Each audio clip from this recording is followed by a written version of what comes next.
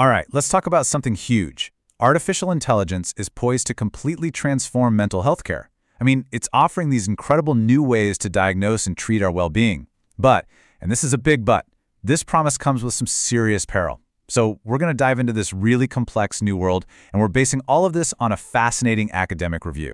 So you might be asking, why is AI even in this conversation in the first place? Well, it really starts with the sheer scale of the problem. Look at this number, 600 billion euros. That is the estimated cost every single year in the EU alone of not properly dealing with mental illness. It's an absolutely staggering figure, and it really points to a massive global crisis. And, this isn't a problem that's just sitting still. It's actually getting worse. Mental health conditions are on the rise all over the world. You've got the pressures of economic stress, the fallout from the COVID-19 pandemic, and healthcare systems that are already stretched to the absolute breaking point. It's like a perfect storm.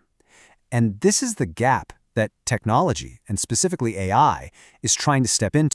Now, what I think is really cool here is the foundation for all this. This isn't just some opinion piece or wild speculation. No, the insights we're about to get into come from a systematic academic review.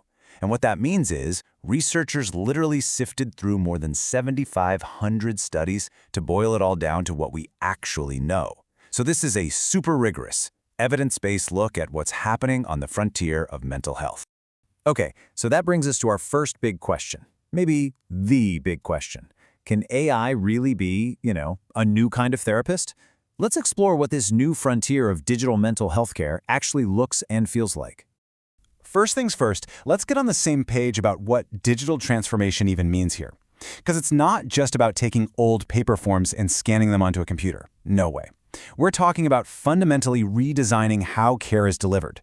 It's about using AI to expand access, to automate some of the grunt work, and to create totally new ways to support people.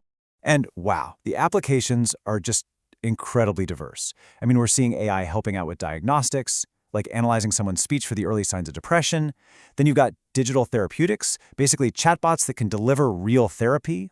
There are predictive models that can watch your digital footprint to see a crisis coming. There's even virtual reality for things like exposure therapy. And now the new kid on the block, generative AI, is creating digital companions. It's all getting woven together into these new hybrid models of care. Okay, to make this a little more real, think about apps like Wobot or Wiza. You might have even heard of them. These are AI chatbots, right? And they can guide you through exercises based on cognitive behavioral therapy, or CBT, which is one of the most established, well-researched therapeutic methods out there. And it's all happening from the privacy of your own phone. I mean, this is basically AI therapy in your pocket, and it's here right now. But this is where the story gets a lot more complicated. For every single one of those exciting opportunities, there is a really profound challenge just waiting in the wings. And this, right here, is the central tension of this whole conversation, the incredible promise versus the very real peril. So yeah, think of it like two sides of the same coin. The promise? It's huge. We're talking about care that's way more accessible, totally personalized, and proactive. Maybe even stopping crises before they even start. But then, you flip the coin. The peril is just as massive. You've got biased algorithms that can actually discriminate, huge risks to our most sensitive private data, and the very real danger of leaving the most vulnerable people completely behind. Let's make this concrete with a real-world example. There was a startup called MindStrong, and they had a seriously ambitious goal. Their idea was to predict the onset of depression and other conditions just by analyzing what they called digital biomarkers. So things like how fast you type, how much you scroll, your sleep patterns, all of it gathered right from your smartphone. I mean, that's an incredible idea, right? It's kind of the ultimate in proactive care. But here's the billion-dollar question for any of these new technologies. Does the science actually hold up in the messy, complicated real world? Well, in MindStrong's case, the answer was a pretty clear no. The company actually shut down in 2022. Why? Because there were growing concerns that the science just wasn't there, and the platform couldn't actually prove it was helping anyone. It's a really powerful cautionary tale, isn't it? About that huge gap between a slick sales pitch and getting real-world results. And look, MindStrong is not an isolated case. Not by a long shot. Other really popular tools have their own red flags. Wobot, for example, has been called out for not being able to recognize when a user is in a severe crisis, which is terrifying. WISA has faced tough questions about data consent, especially when companies roll it out in their wellness programs. And the whole field of emotion AI, AI that tries to read your feelings, it's riddled with the risk of bias because it can so easily misinterpret expressions from different cultures. This all leads to a really crucial point from the research paper itself, and I'm going to quote it. AI systems risk reproducing existing health disparities or introducing new forms of bias. So think about that. Instead of fixing the inequities we already have in our healthcare system, these tools could actually end up making them even worse. So who gets left behind in this big digital revolution?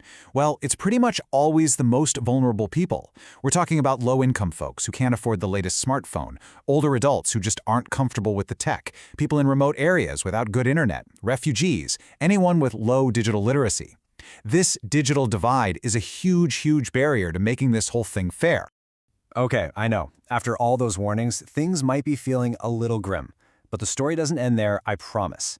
The research also lays out a really constructive path forward, a blueprint really, for how we can make sure this technology helps people instead of harming them. So the paper basically argues for 3 essential things we have to get right. Think of them as the 3 foundational pillars for building ethical AI.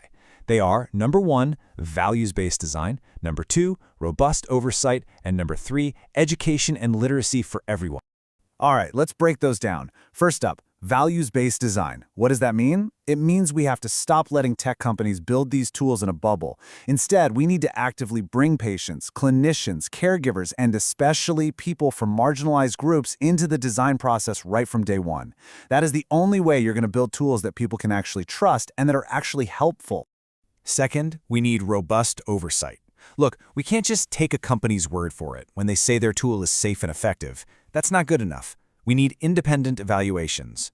The paper suggests we should mandate something called algorithmic impact assessments. It's a formal way to check for bias and potential harm, not just before the tool is released, but continuously while it's being used out in the real world. And pillar number 3 is education. And this is so important. It's not just one group that needs to get up to speed. Clinicians, they need to understand the limits of these AI tools. Patients and users, they need the digital literacy to make smart, informed choices. And this is critical. The AI developers themselves, the people building this stuff, they have to be educated on the ethical and clinical realities of mental health. At the end of the day, all of this points to a really fundamental change in philosophy. The paper argues that to get this right, we have to shift away from that classic Silicon Valley, move fast and break things model of innovation. Instead, we need a new model, one that's actually rooted in the public interest and in public health. Look, AI is already reshaping mental health care. That train has left the station.